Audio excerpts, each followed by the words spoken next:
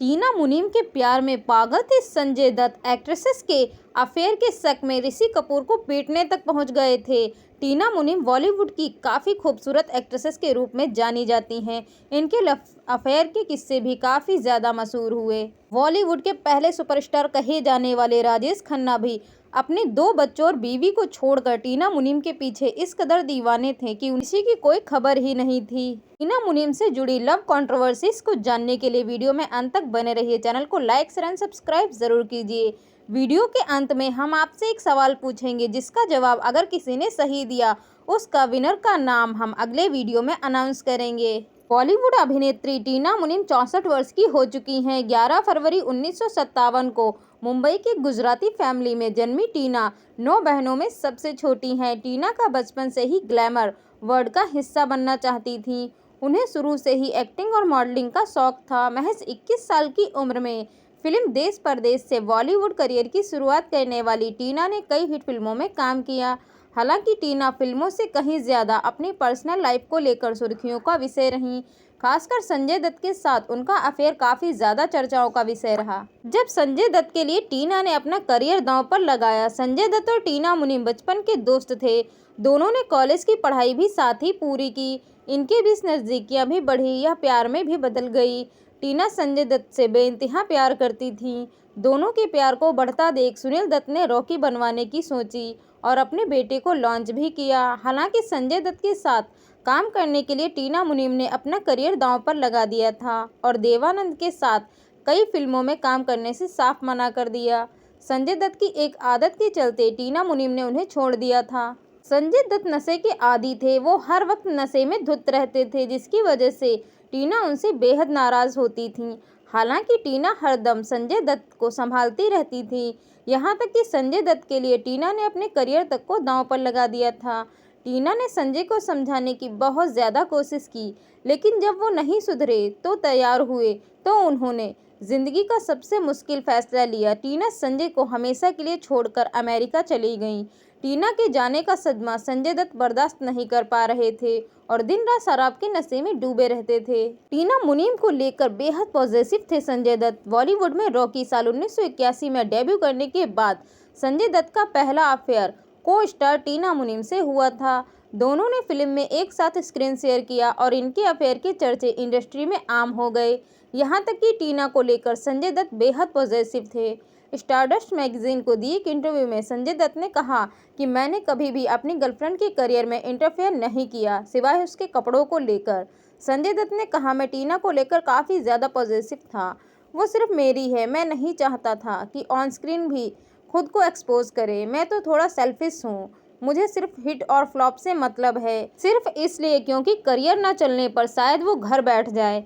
टीना से अफेयर के शक में ऋषि कपूर को पीटने पहुंच गए थे संजय दत्त। दरअसल साल 1981 में रॉकी की रिलीज से पहले साल 1980 में ऋषि कपूर की कर्ज रिलीज हुई थी। दोनों ने फिल्मों में टीना मुनीम ही एक्ट्रेसेस के रूप में काम कर रही थी।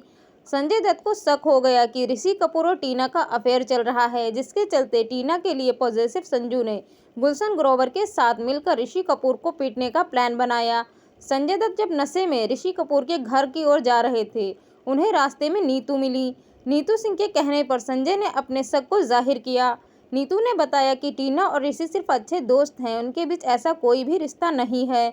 नीतू सिंह के कई बार समझाने के बाद भी संजय ऋषि को पीटने की जिद नहीं छोड़ रहे थे। टीना ने मुझे मेरी फैमिली से भी दूर किया। संजय दत्त के मुताबिक इमोशनली कमज़ोर पर्सन हूँ। मेरी माँ का मेरे ऊपर सबसे स्ट्रांग असर था। उनकी मौत के बाद टीना ने वो जगह ले ली।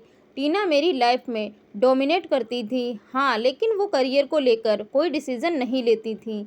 उन्होंने कभी भी मुझे अपने किसी राइवल के साथ काम करने का मौका नहीं दिया। एक इंटरव्यू के दौरान संजय दत्त ने कहा, टीना ने कभी मुझे मेरी फैमिली से दूर ही नहीं किया। वो उन लोगों से गाइड करती थी जो हमेशा मेरे ऊपर और पापा और बहनों के पास जाने के लिए दबाव बनाती थी। वो काफ़ी अच्छी लड़की थी। सही एक किस्सा राजेश खन्ना के साथ भी संजय दत्त का हुआ था। बॉलीवुड में आए दिन विवाद होते रहते हैं। उनमें सबसे विस्फोटक सुनील दत्त के बेटे संजय दत्त से जुड़ा था। साल 1981 में सुनील दत्त की फिल्म रॉकी से अपने करियर की शुरुआत करने के बाद संजय महानता में नजर आए। हालांकि फिल्म पहली फिल्म से ज़्यादा विवादों में घिर गई थी। अपनी पहली ही फिल्म रॉकी में संजय दत्त ने टीना मुनीम के साथ काम किया था। इसके बाद दोनों का नाम साथ जोड़ा जाने लगा था, लेकिन बाद में दोनों के रिश्ते खराब होते चले गए। अपनी जीवनी Sanjay Dutt the untold story of Bollywood bad boy में संजय दत्त ने अपने अतीत के बारे में चौंकाने वाले खुलासे किए, जिसमें टीना मुनीम के साथ उनका संबंध भी शामिल है। दोनों के बीच प्यार हुआ, बाद में दोनों का रिश्ता जटिल होता चला गया। संजय को नशे की लत थी और टीना की सुपरस्टार राजेश खन्ना के साथ नज़दीकियां बढ़ गई थी। इससे उन्हें अपमानित महसूस हुआ और वो इंडस्ट्री में चर्चा का विषय बन गए। उन्होंने लिखा, टीना के साथ मेरे रिश्ते को लेकर ही पूरी दुनिया जानती है कि वह सबके साथ खिलवाड़ कर रही थी, मुझे बेवकूफ़ बना रही थी, लेकिन मैंने एक अंधे व्यक्ति की तरह व्यवहार किया और पूरी तरह से उसका बचाव किया।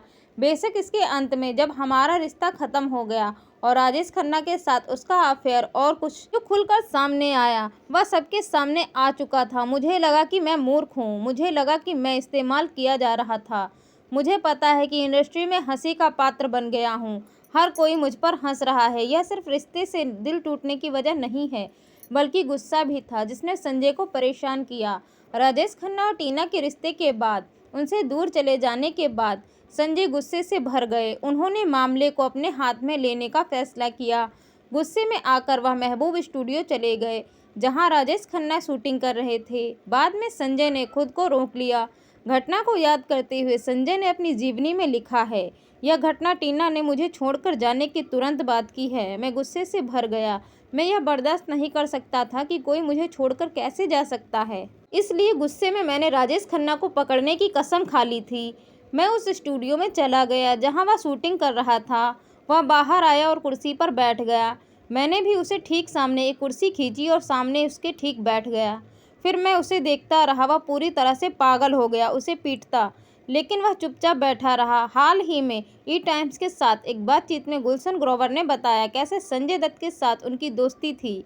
अवतार के सेट पर राजेश खन्ना से वह सतर्क रहते थे। उस समय वह टीना मुनीम को डेट कर रहे थे। हालांकि उन्हें आश्चर्य हुआ कि राजेश खन्ना को उनका गर्मजोशी से स्वागत किया और तनावपूर्ण परिस्थितियों के बावजूद उन्हें कोई शिकायत नहीं थी। कभी राजेश खन्ना के प्यार में पागल थी टीना अंबानी। जब मरने लगे काका तब भी नहीं गई मिलने। बॉलीवुड के पहले सुपरस्टार राजेश खन्ना अपनी अदाकारी के साथ ही अपने लव अफेयर्स को लेकर भी चर्चा का विषय रहे हैं। कई अभिनेत्रियों के साथ उनका नाम जुड़ा। इनमें अंजू महेंद्र से लेकर मुमताज, टीना मुनीम तक का नाम शामिल रहा है। वहीं बात की जाए बॉलीवुड के पहले सुपरस्टार राजेश खन्ना की अदाकारी के साथ ही अपने लव अफेयर्स को लेकर भी काफ़ी ज़्यादा कंट्रोवर्शियल रहे हैं। कभी अभिनेत्री के साथ उनका नाम जुड़ता। साल 1976 में फिल्म देश परदेश से बॉलीवुड में कदम रखने वाली टीना का दिल भी राजेश खन्ना पर आ गया। राजेश खन्ना ने डिम्पल से शादी करने के बावजूद टीना को अपने करीब आने का मौका दिया। टीना जानती थी कि राजेश शादीशुदा हैं, पर टीना भी उनके स्टारडम की दीवानी थी और राजेश खन्ना टीना की खूबसूरती पर फिदा थे।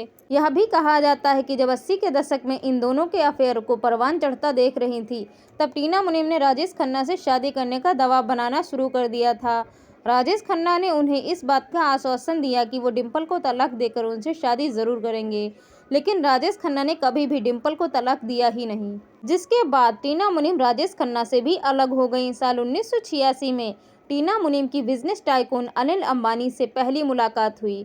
इनकी प्रेम कहानी कई मोड़ से गुजरी। रिपोर्ट्स के मुताबिक अनिल एक मैरिज फंक्शन में पहली बार टीना से मिले थे। ब्लैक ड्रेस में वो देखकर इस कदर दीवाने हुए कि टीना से शादी करने का मन बना लिया। साल 1991 में दोनों की शादी हो गई। वीडियो के स्टार्टिंग में हमने आपसे कहा था कि हम वीडियो के अंत में आपसे एक सवाल करेंगे, जिसका सही जवाब हमें कमेंट करके जो बताएगा, हम अगले वीडियो में उसका नाम अनाउंस करेंगे। तो आप सभी बताइए, ऋषि कपूर ने किस फिल्म से बॉलीवुड में डेब्यू किया था?